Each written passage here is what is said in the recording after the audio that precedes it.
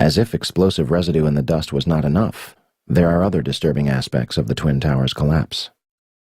Both the North and South Tower collapsed at nearly free-fall speed, 110 stories, reducing itself to a pile of twisted steel and pulverized concrete and building materials in approximately 10 seconds. The Twin Towers combined contained almost 500,000 tons of concrete. This was turned into particles the size of talcum powder, blanketing lower Manhattan in a fine dust. It also turns out that molten metal exceeding 2,000 degrees Fahrenheit was discovered in the rubble of Ground Zero, underneath the Twin Towers and Building 7. Firefighters, emergency workers, police, officials, even Rudy Giuliani testified to these massive temperatures.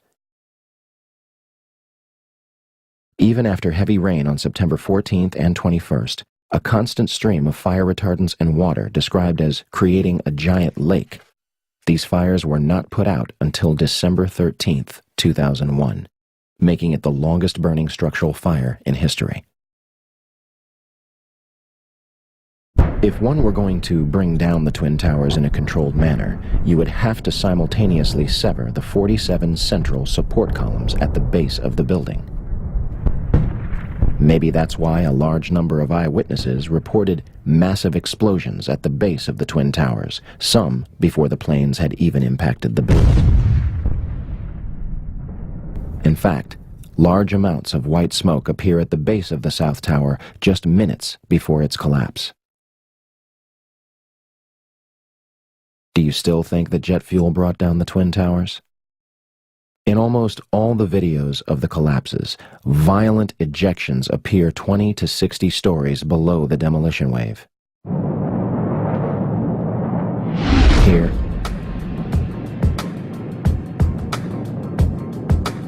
here, here,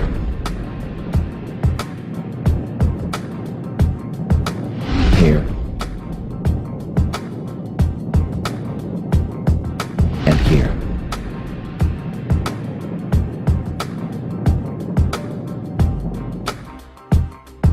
I know what you're thinking.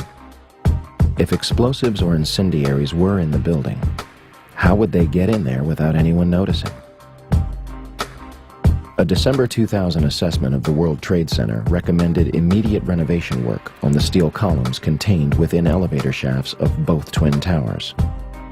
Turner Construction, a company located on the 38th floor of the North Tower, was selected to do the job.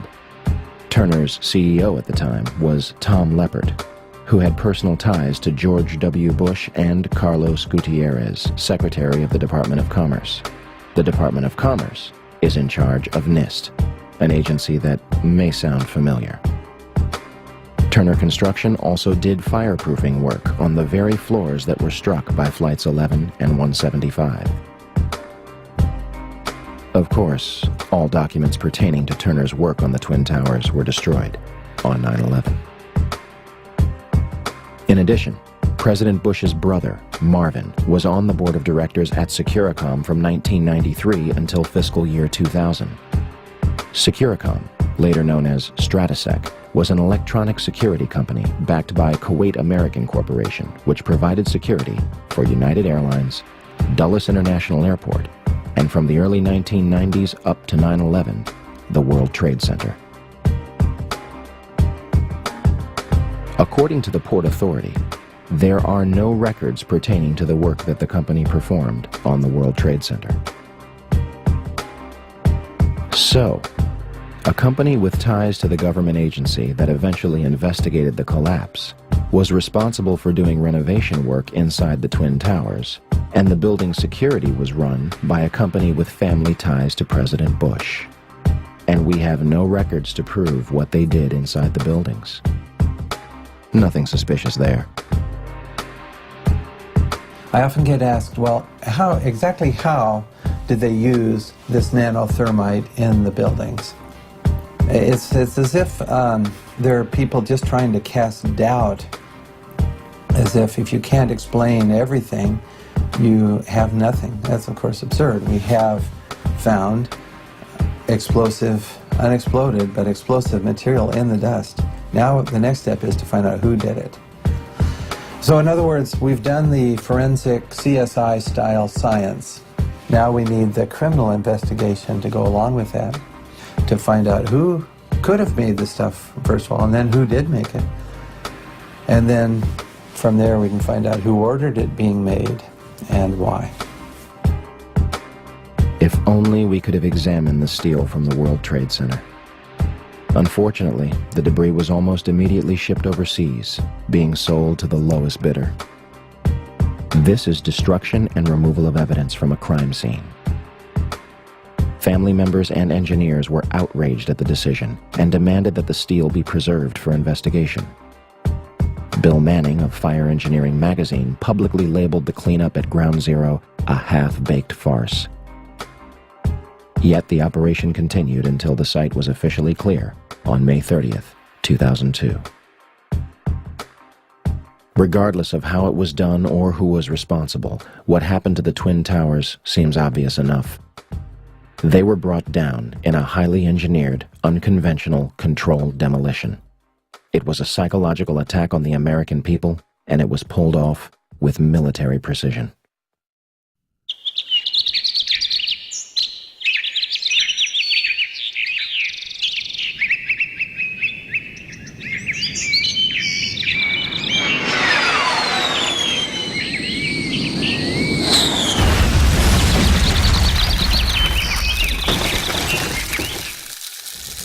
(10:03 a.m., Shanksville, Pennsylvania.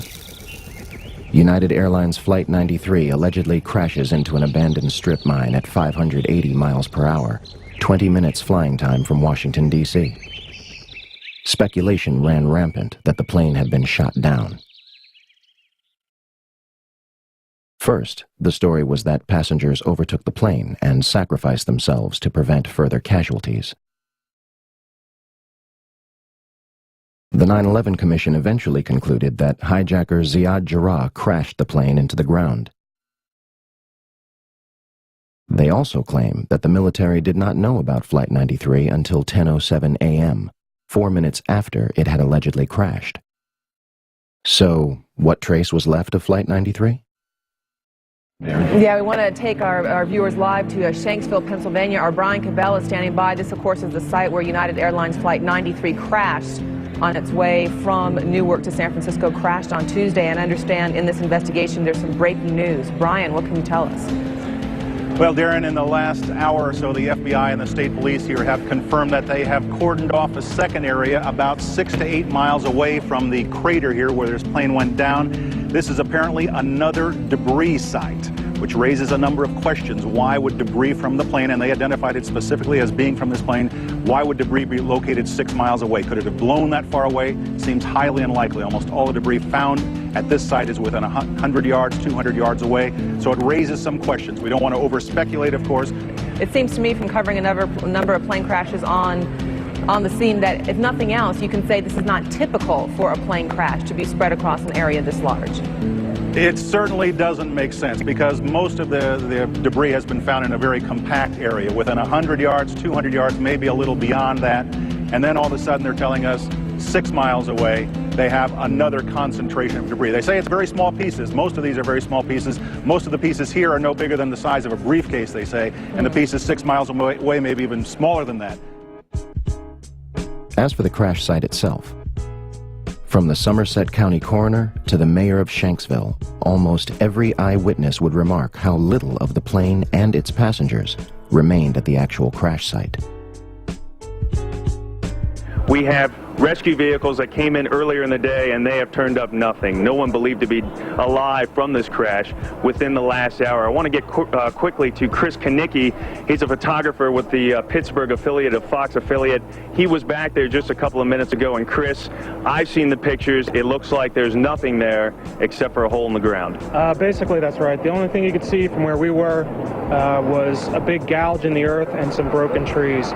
We could see some people walking around in the area, but from where we could see, there wasn't much left. Any large pieces of debris at all? No, there was nothing that you could distinguish that a plane had crashed there. Smoke, fire? Nothing. It was absolutely quiet. It was actually very quiet. Just a couple of people walking around. They looked like part of the NTSB crew walking around looking at the pieces. How big would you say that hole was? From my estimates, I would guess it was probably about 20 to 15 feet long and probably about 10 feet long or 10 feet wide. What could you see on the ground, if anything, other than dirt and ash? And you couldn't see anything. You could just see dirt, ash, and people walking around, broken trees.